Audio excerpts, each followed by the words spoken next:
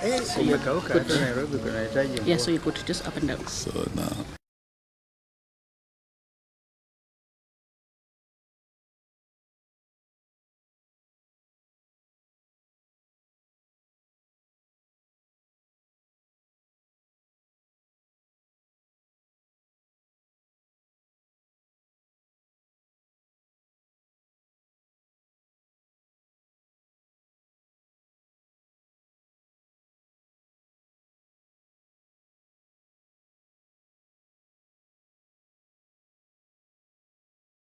Have kept you for this long, but we are now ready to go.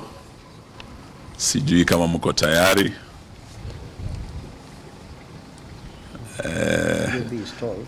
Leto ndio huwa anatupa hiyo signal, simuoni hapa leo nani ndio. Asante. So mkiwa tayari tunaweza tukaanza. Are you ready? Na asanteni, kwanza ni wakaribishe nyote hapa Chui House. Na nishukuru sana ya kwamba tulianza mwaka hapa Chui House Januari tarehe 27 tukianza hii safari, na mulikuwa nasi hapa wanahabari wote tukianza hiyo safari. Nakumbuka siku hiyo ndio ilikuwa siku ya kwanza kumkaribisha His Excellency Mheshimiwa Rigathi Gachagua, the second deputy president after the November impeachment. Tukaungana hapa Januari. Sasa leo nina furaha sana kumkaribisha hapa tena His Excellency Rigathi Gachagua, karibisha His Excellency Kalonzo Musyoka, ndugu yangu Mheshimiwa Linturi, Mheshimiwa JB Muturi na viongozi wa upinzani, the United Opposition, hapa kwenye Chui House, ambako leo tunataka tufunge mwaka tukiwa pamoja, na vile vile tukichukua nafasi hii kuzungumzia masuala mbalimbali, masuala nyeti yanayohusu wa Kenya, na vile huu mwaka umekuwa na kule tunaenda mwaka mpya. Na tuchukue nafasi hii pia kuwatakia wa Kenya wote Jamhuri Day nzuri kesho wakisherekea, na vile vile Christmas, Jamhuri njema na mwaka nzuri kesho wakisherekea. Hii itakuwa na vile vile end of year Christmas na wa Kenya kabla we break for Christmas, na kwenda sehemu mbalimbali za taifa kusherekea na familia zetu na watu wetu. Tushukuru sana all our supporters across the country na wa Kenya wote wale tumetembea pamoja mwaka huu. Na sasa kwa kimombo nitasoma ile statement yetu tuko nayo, alafu nitaalika vinara wa vyama vyetu vya United Opposition vile vile waweze kusema na Wakenya na kuwatakia Christmas njema. So if you are ready, we'll proceed to now give our official statement on this 11th of December, on the eve of Jamhuri Day, where Kenyans are preparing to celebrate 62 years of Jamhuri tomorrow. And Kenyans are also preparing for Christmas after tomorrow. Many will be traveling. And we want to say that 62 years of Jamhuri, defending our assets, defending our dignity, is the theme of our message today to our fellow Kenyans as we celebrate Jamhuri. And we have put together a joint Jamhuri Day address by the United Opposition, which is the government in waiting. We will be hearing from the government, the broad-based government, tomorrow. And we wanted to speak to Kenyans before tomorrow. Today we gather not simply to mark a date on the calendar, but to stand in solemn witness to the blood, the courage, and sacrifice that built this republic 62 years ago. On 12th of December 1963, Kenya shook off the shackles of foreign rule and took her first step into self-determination. A year later, on December 12, 1964, we declared ourselves a republic, a nation of our own, led and defended by the sons and daughters of this soil. This day is not ceremonial formality. It's the crown jewel of our sovereignty as a nation. It is a day to reflect on the struggles, the sacrifices, and the victories of those who came before us. The Kapenguria Six, Dedan Kimathi, Jaramogi Oginga Odinga, Piogamo Pinto, Wambui Otieno, J.M. Kariuki, Koitalel Arap Samoei, Mekatalili Wamenza, and countless unnamed heroes across every community: Luo, Kamba, Luya, Kikuyu, Masai, Meru, Embu, Somali, Mijikenda, and all communities in our country. They believed, they fought, they bled, and some died so that we might inherit this land, this republic, this dignity. Fellow Kenyans, independence was never a gift. It was earned through blood, sweat, and relentless courage. Forests became battlegrounds, towns became prisons, schools became sites of resistance. Independence was bought with sacrifice, and every story, every name, every life lost, a lesson for today. We must never forget that the Republic belongs to the people, and it is our sacred duty to defend it. And yet, 62 years later, that sacred inheritance is under threat. National assets like Safaricom, Kenya Pipeline, KCB, JKIA have been pawned, mismanaged, and sold without transparency, without public participation, and without regard for the law and the constitution of our republic. These are not mere businesses. They are the backbone of our economy, the gateways of our sovereignty, and the pillars of our republic. Every transaction that does not include the people, for the people, undermines them and is an affront to our history. Look at the facts. Safaricom, our national crown jewel, had 15% of its shares sold at a fraction of its true value. Kenya Pipeline, the lifeline of our energy sector, is also facing the same threat. JKIA, our gateway to the world, has been compromised in management decisions favoring profit over national security.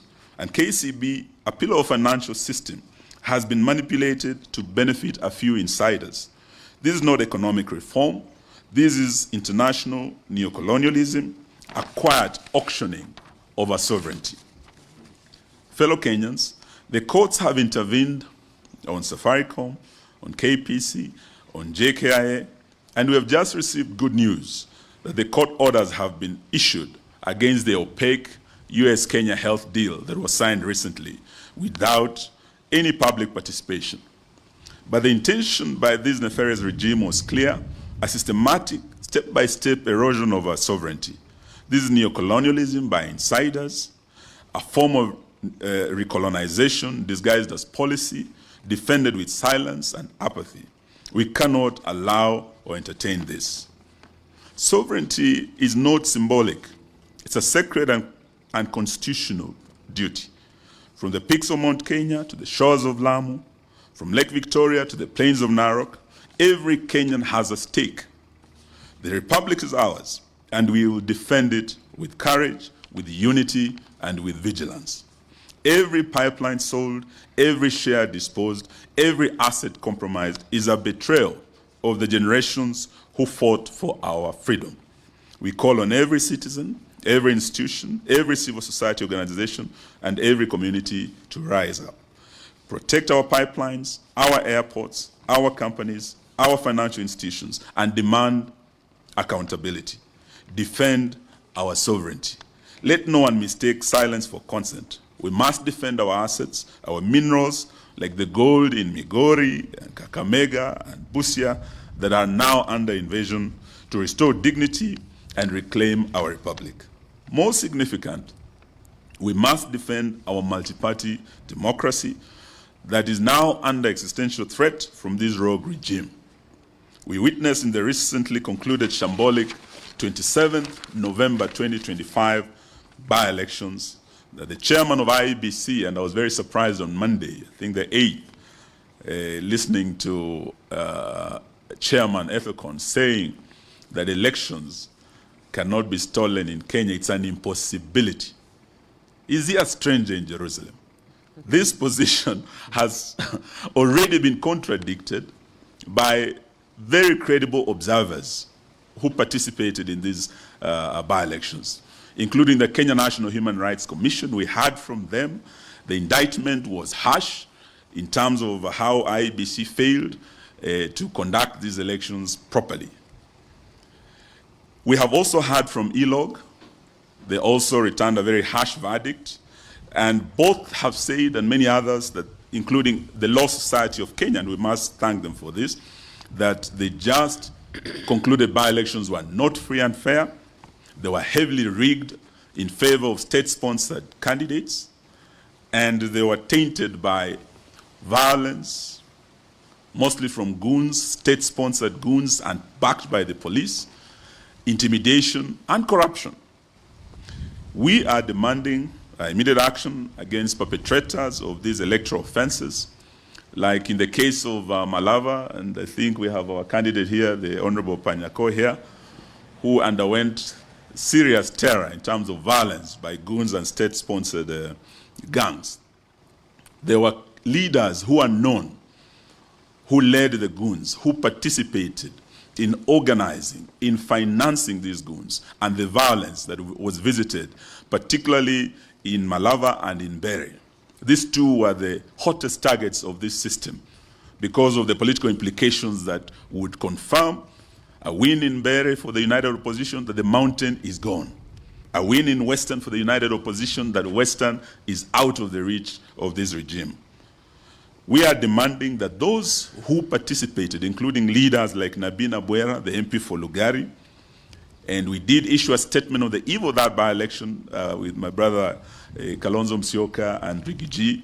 We warned that the gangs were being unleashed, and in Malava, Nabina Bwera was going to lead the goons. And we were on the ground with Honorable Panyako.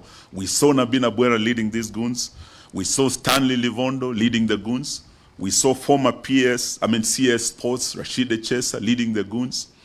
We saw Esther Muhanda, Women Rep Kakamega, distributing relief food, mattresses, blankets. All these are documented, and PSs, Beatrice Inyangala and others. These are people who are known. Reports have been made of IEBC to the police. What we are demanding is action, that all these leaders be held to account. And IEBC has the powers to call off an election because of violence, where there were deaths like in Kaspul, 2 people died, in Chwele, 1 person died, many were maimed, vehicles burned. They had the powers to call off this election, but they did nothing. They have the powers to actually suspend anyone who participated in this perpetration of violence, including barring them in participating in future elections and barring them, recommending them being barred from holding public office in future.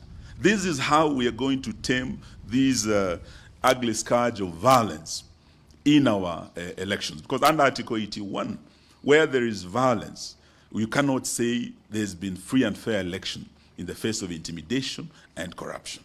So we are demanding that that action be taken. And we are also,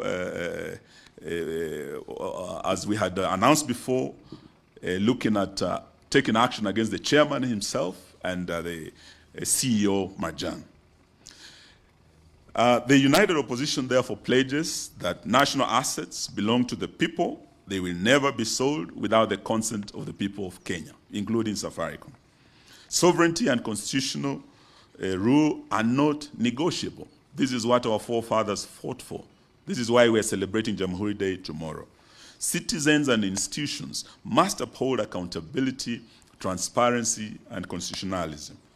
We will resist attempts to diminish our republic through Rutopreneurship, Rutobotomship, and Rutoism. As we end, we know that after Jamhuri tomorrow, the nation will be preparing for Christmas. But it's going to be a very bleak Christmas for many Kenyans because of the economic situation in this country. Many families can hardly put food on the table. Many with pay slips are depressed. They have nothing to take home for Christmas. And we also have many who are facing drought up north, Mandera, Wajir, Garissa. And this is a situation that we are now demanding that even as we go to Christmas, Kenya is facing serious drought. Yet this regime chose to actually use relief food like beans, rice that they were distributing to bribe voters in rain-rich areas like Kakamega, where it rains almost every day and we have enough food.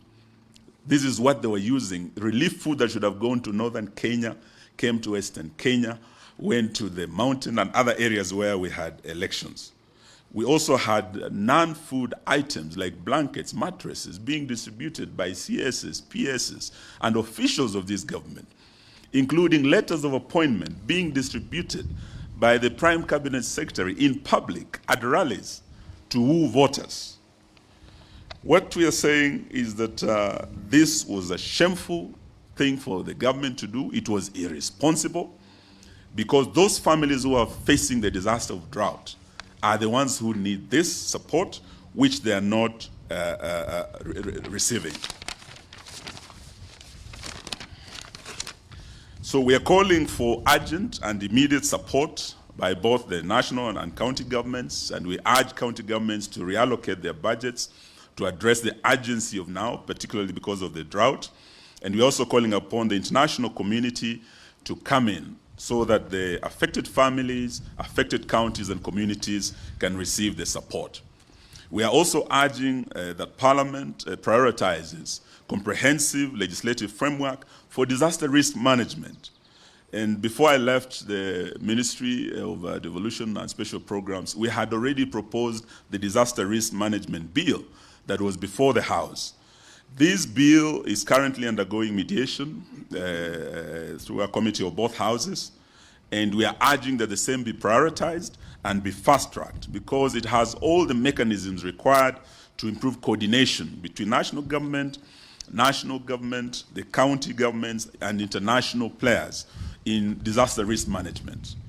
In spite of these early warning mechanisms put in place by NDMA and Meteorological Department, this government has failed up to now as we speak, and we've heard the cry of the people of Mandera and other counties to put in place remedial measures such as early animal offtake to cushion particularly the pastoralist communities who are facing drought now against heavy losses of their livestock, because as we speak they are losing a lot of livestock, and God forbid if we lose any lives this Christmas.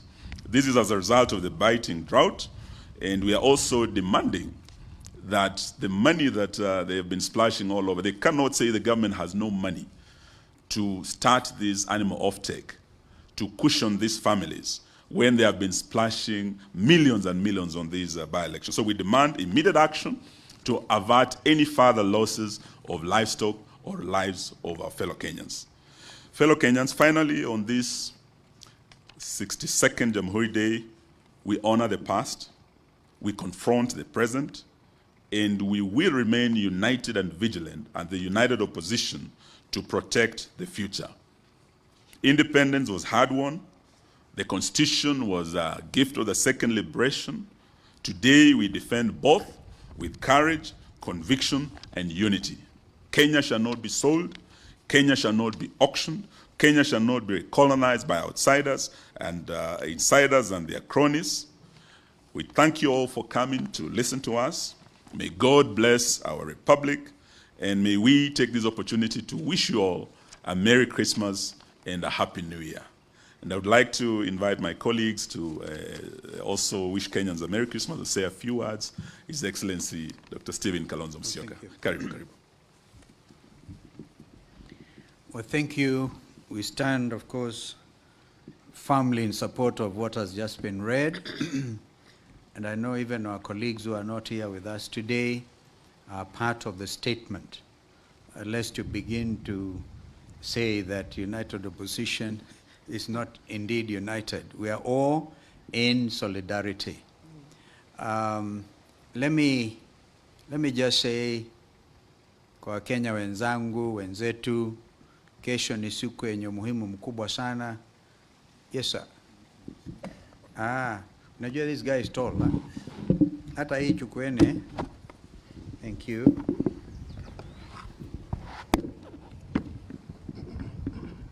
Thank you. Thank you so much. Wakenya wenzangu, wenzetu.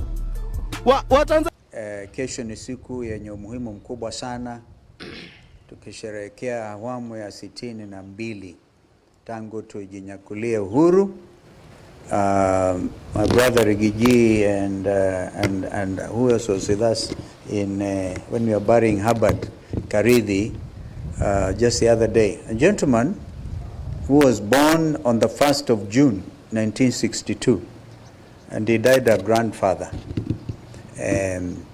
So we have really literally come of age, and that's why we have to be very bold as Kenyans to say it as it is.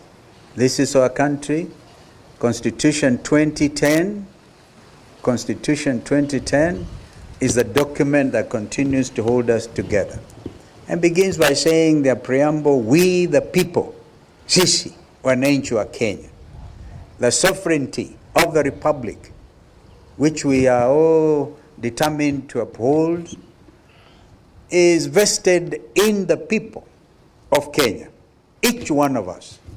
This is why boldly we must face the future together, and we have highlighted what has actually happened. Even though we say we demand, we are not going to be demanding. We are going to take action, because we know we are talking to people with wax in their ears. And so when we say we are going to prosecute the chair of IBC, private prosecution, along with Mr. Marjan, take it seriously. Take it very seriously. We stopped them when they're trying to auction JKIA, and we will stop them. We have also made it clear, either be outsiders interested in buying off Kenyan assets without proper public participation, without we, the people, we are sending out a strong warning to them that those things will be countermanded. We will not allow this country to be auctioned. So today, of course, we eagerly wait to see what the results of the recent election, the results of the recent examinations, curriculum-based education. We all know there's been confusion even in that sector. It's like a groping in the dark every step of the way. We know that as schools open, the plans are there to downplay or to bring down capitation to schools. And yesterday, actually, gentlemen and ladies, I had a very serious discussion with a Kenyan who knew that the late George Saitoti, after we formed the 202 government, the NAC government, Saitoti was appointed the Minister for Education. I'd been myself Minister for Education for 3.5 years before, and it was Saitoti and a gentleman called Enus, I think it was, who eventually joined EACC and was bastardized or whatever, and Price Waterhouse worked out this issue of capitation, even as we introduced free primary education under Kibaki's administration. This is what is now under threat, the whole lot of it. Our education is in shambles. Our university lecturers resume, if they are not paid as in agreement with whatever was recently agreed, they are ready to go back to the streets. Imagine our education sector is a mess. Our health sector is equally a mess. So we don't want to spend time talking about all those things. We know SHA has not been working. Nothing seems to be working under Rutoism. It's not working at all. And we are not here to pretend all is well in the country. We are preparing as united opposition to take leadership. And of course, the good thing is 2026, just a few days from now, we'll be talking about elections next year. So Kenyans, get ready for takeoff. Thank you. Thank you very much. We would like to invite the party leader of DCP, His Excellency Rigathi Gachagua. And since we started this journey here, huyu mwanaume amepitia mambo mengi sana. Pigwa tear gas kanisani, PCA huko, pigwa huko kwa Matanga, Limuru. Now he's a target. What used to be Railaphobia has now become Rigathi-phobia. And they're trying to sell Rigathi-phobia to try and divide the opposition, drive a wedge between GACHAGUA, KALONZO, WAMALWA. We will not allow it. 1 year now, we've remained united. This coming year, we remain united until we accomplish our mission. May I invite him to speak to the nation? Karibu. Thank you very much. Let me also take this opportunity to wish the great people of Kenya a Merry Christmas and a very happy 2026. Much as we know that Kenyans have nothing to celebrate, Kenyans depart their villages in anguish, in despair, lacking, not able to put a meal on the table. The economy is not performing, despite the State of Nation address by William Ruto in Parliament saying that the economy is doing much better. Kenyans know differently. As I have said many times, you don't need to tell Kenyans that there is economic growth. They know it when it is happening. During the tenure of Mwai Kibaki, Kenyans who talk of economic growth without relying on any statistics or any economic survey.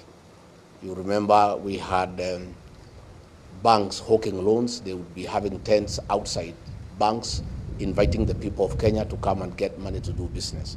Economy was thriving and Kenyans knew. So as we proceed for Christmas and New Year festivities, Kenyans are in distress. Kenyans are worried about January because capitation is not available.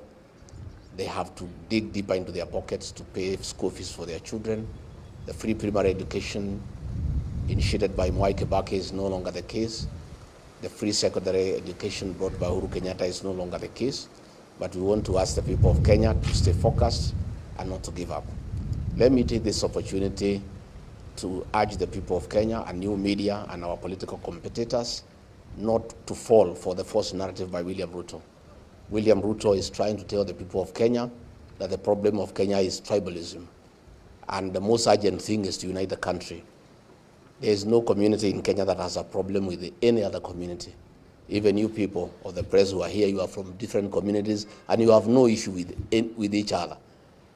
Kenyans are all united against oppression, against poverty, and against all the evils that bedevil the Republic. We want to tell William Ruto, don't tell the people of Kenya that the problem is tribalism and lack of unity in the country, because you know it's a lie. That is diversionary. The problem of Kenya is theft of public resources. The problem of Kenya is wanton corruption. The problem of Kenya is misappropriation of public resources. The problem of Kenya is disregard of the rule of law. The problem of Kenya is abductions and extrajudicial killings. The problem of Kenya is wanton and open and shameless bribery in State House of Kenyan voters. Those are the problems that bedevil our country. So please, let people not be swayed and diverted to chase a false narrative about tribalism and lack of unity in the country. Those are not challenges in this country at all. The problem of this country today is the raiding of the payslip. All workers are in anguish. Their payslips have been raided. Those are the real challenges that faces the people of Kenya. So as we proceed to Christmas, let the people of Kenya focus on what ails our country, so that we can get a solution. And the solution is one term. And that is the way it is. And that is the way it shall be. So let's all stay focused. And I ask the media and commentators to focus on the real challenges that face this country. And those problems are real. And if you talk to Kenyans when you go for Christmas, they'll tell you, we have a challenge of a destroyed education system. We have a challenge of a failed health system. Those are the challenges before the people of Kenya. Let William Ruto not cheat the people of Kenya that there's a problem of lack of unity in the country. All Kenyans are united against poverty, against oppression, against misappropriation of public resources, against sale of public assets. Those are the real challenges that face our country. And we want you, media, to help us to really anchor the real challenges that face the people of Kenya. So hata nyinyi watu ya media, pia tunatakia nyinyi Christmas njema. You know, for those of you who will go to Nakuru and Western Kenya, mkifika pale Limuru, where Ruto launched the Rironi Mau Summit Road, there is only a signboard There is no equipment, not even a wheelbarrow. So the real challenge of this country is lies by William Ruto. You know, he was there in a very grand ceremony. And I want to challenge you, those of you who are going to that part of the country. When you reach Limuru past Kwambera, you slow down. There is only a signboard. There is nothing. And he launched the road with a lot of fanfare. Nanuwongo mtupu. You know, there is nothing going on. And elsewhere, there is nothing that is going on. Na wale munaenda Western, mkifika huko mwambie watu ya Kakamega wasikubali gold yao iuzwe na watu wengine. You know, the whole of Western, there is a lot of gold under. Ile shimo anachimba pale, hiyo ni ya kuingia huko chini. The gold is all over the whole of Western Kenya. And that gold, if it's preserved, it will wipe out poverty from Western Kenya. And we're asking the people of Western Kenya to resist the theft of their gold until we form government, so that we can negotiate with the people of Western Kenya. How does that gold benefit them? Because it's God-given. They were given by God free of charge. And it must count for something, and it must transform their lives. Asanteni sana, thank you very much. Thank you very much. Rigiji amenikumbusha. Kalonzo alienda kwa ile barabara ililonchiwa. Akapata hakuna kitu. Rironi vile vile. Na tukaambiwa kuna watu walikuja wakibeba vidole viwili. Wakafikiria ni 2 term. Tukumbe wanasema no, imebaki miaka 2 tu mtu aende. Na tuko hapa na kiongozi wa DP, former Attorney General, former Speaker, ambaye nataka nimwalike aje. He's also come out of a meeting with our lawyers over Mbeere. Just the way Honorable Panyako is here, we have also met our lawyers about Malava, and we are preparing a legal challenge to the atrocities committed both in Mbeere and in Malava. May I invite the Honorable JB to speak. Thank you. Thank you very much. First, I also wish to confirm that I fully associate with the statement that has been read out. And just to confirm to Kenyans that, yes, indeed, we are historically supposed to enjoy and celebrate Jamhuri Day. The unfortunate bit this year is that there's really nothing much to celebrate other than to remember the heroism of those that fought for independence. Because as has been confirmed both in our statement and from my colleagues who have spoken before me, there's really nothing to celebrate. Honesty, truth have been criminalized. I hope Kenyans don't clap or won't clap for William Ruto if he says again, if he repeats tomorrow, that since he took office, he has never taken a shilling that belongs to the public. Because I'm sure even you colleagues from the media, you actually can tell. Somebody who has never taken a shilling out of public coffers is able to invite 10,000 teachers and give them 10,000 shillings each. Where will he say that came from? Parliament has not passed any budget authorizing him to spend that kind of money. Where will he say he gets the money to call 10,000 chiefs and assistant chiefs and bribe them with 10,000 shillings each? Yet he has not taken a shilling from the public coffers other than his salary, which we all know how much it is. So I'm just cautioning Kenyans, please don't celebrate that, because he is likely to repeat that lie. Because William Ruto is a guy of theater. He likes theatrics. High-sounding phrases, making Kenya Singapore. Yeah? How do you make Kenya Singapore when corruption is the order of the day? I hope he has read actually a Lee Kuan Yew's book properly, so that he is not hallucinating about making Kenya Singapore in the next few months that are remaining in his presidency. Because for sure, we in the United Opposition are determined to rescue this country. Lazima tukomboe nchi. kutoka kwa utawala mbaya, utawala ambao kile kimekita mizizi zaidi ni ufisadi. And we must celebrate some of our institutions that are still remaining faithful to the country,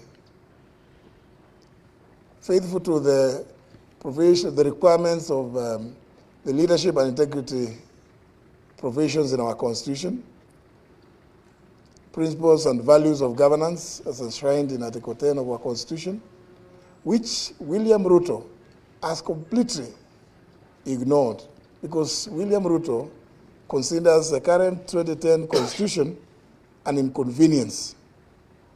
And as you can see, by what we hear from the people that always visit State House, Mheshimiwa Rais tunakuomba hii, Mheshimiwa Rais nakuomba barabara, Mheshimiwa Rais, and Mheshimiwa Rais has completely mistaken that to mean that the country is a private business. And it's no wonder that shamelessly he will assemble high-end crowds to go and purport to be launching the Riloni-Mau Summit Road, which I advised against cancelling the original contract with the French, and which cancellation has come at the cost of over 6.5 billion Kenya shillings to the taxpayer. That is surely not testimony of a person desirous of elevating this country to any level, let alone to the level of Singapore. And that's why I say we hope William Ruto, in his hallucinations tomorrow, in his speech, he does not again hoodwink Kenyans about his faithfulness, that he has never taken even a shilling. These are all hollow phrases that he has always perfected over the years. But all is not lost. All is not lost. I know Kenyans are resilient. Kenyans are courageous. I want to pray that Kenyans, even as you celebrate whatever little there may be to celebrate about Jamhuri this year, please remember that you have a date with destiny in 2027. You must all participate in liberating this country. Merry Christmas and Happy New Year. Thank you. Thank you. May I now invite my brother Linturi, alete salam. Thank you. Karibu Chui. Thank you very much. Let me also join my friends and colleagues in wishing Kenyans a happy Jamhuri, a Merry Christmas, a Merry Christmas and a Happy New Year. But at the same time, say I associate myself with the statement that has been read on behalf of the United Opposition, but maybe probably to just want or to remind Kenyans that they should never take William Ruto seriously, because when he stands before cameras and the country purporting to be a fighter of corruption, I think the best we can describe him is the prince and the lord of corruption and impunity in this country, which we must all join hands together as a people to fight. His priorities are upside down, and they're never intended to be for the best interests of the people of Kenya. People have talked, or we have talked about the decreased capitation as we get into next year, and the whole idea is for them to mess completely with the education system, where you know the best equalizer for everyone is education. I saw somebody the other day trying to work out figures on the extent and the irony that the government has in terms of supporting children in this country, and where he had put in a budget of 3 billion against 10,000 children going to school And when you worked out the math, you realized the budget for every child in every year was 300 shillings, and then went further to break it down, say, assuming even one child was to stay in school for 200 days, then the budget was 1 shilling for food. So how serious is William Ruto when he knows the best thing that we can do is to have a serious system properly funded? And I pray and I ask Kenyans to join us in this struggle, because the opposition is so bent to ensuring that education is accessible to all Kenyans. It was really serious. You know, when you look at the kind of money that is allocated to as the education budget, that goes to CDF, that goes to counties, and these other institutions, that the end effect is to really deal with the psychological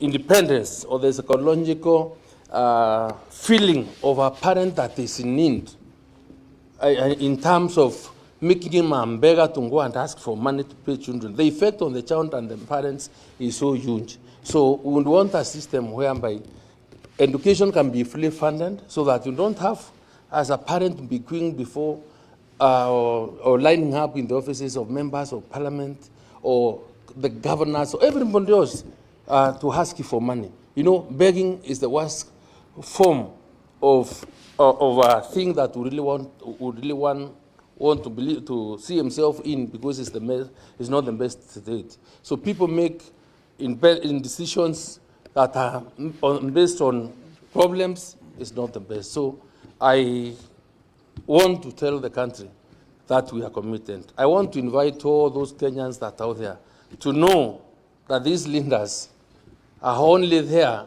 to lead this fight. And we want, and because at the end, tumeshika kichwa pale na masikio ya simba, nyinyi mundiro na mateke, but will not be cowed, but will move forward to ensuring that we have a country that is good, a country that has equal opportunity for everyone. Thank you, and thank you. I think we can take a few questions. We had other functions from here. We have other leaders who are with us, but they may not have a chance because of time. We have Senator Orioba with us here, representing our brother Fred Matiang'i. We have our chair, PWD, here. We have the youth leader, Wiper. I think he was here with us. So tuko na majenzi pia. We'll take a few questions, please. Yes, Emmanuel To.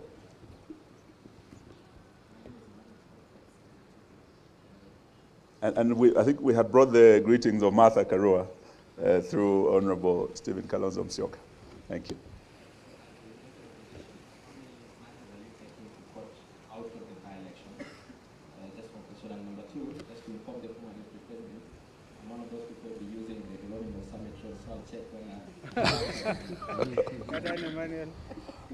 Thank you, Emmanuel. I think just to tell you, the battlegrounds were Malava and Bere. And we believe as a united opposition, we won both seats, but we were denied victory. And both are subject to serious legal challenges. We've taken almost 2 weeks. You remember it was this Thursday, 2 weeks ago, that the by-elections were held. Some were asking, why are you taking so long to address the matter or to file the matter? But Abraham Lincoln once said that when you are given an axe to cut a tree in a day, take 18 hours to sharpen the axe and 6 to cut it down. So we are ready to cut it down, and Kenyans will get to know the truth in court, how the Mbere by-election was stolen, and Malava. Thank you. Yes. My name is Ismi Chazima. I'm from TV 47. Yes. One question for the former AG. Yesterday, the President was speaking about the Kenya-US health framework deal, and he said that the current AG ratified the deal and it's airtight.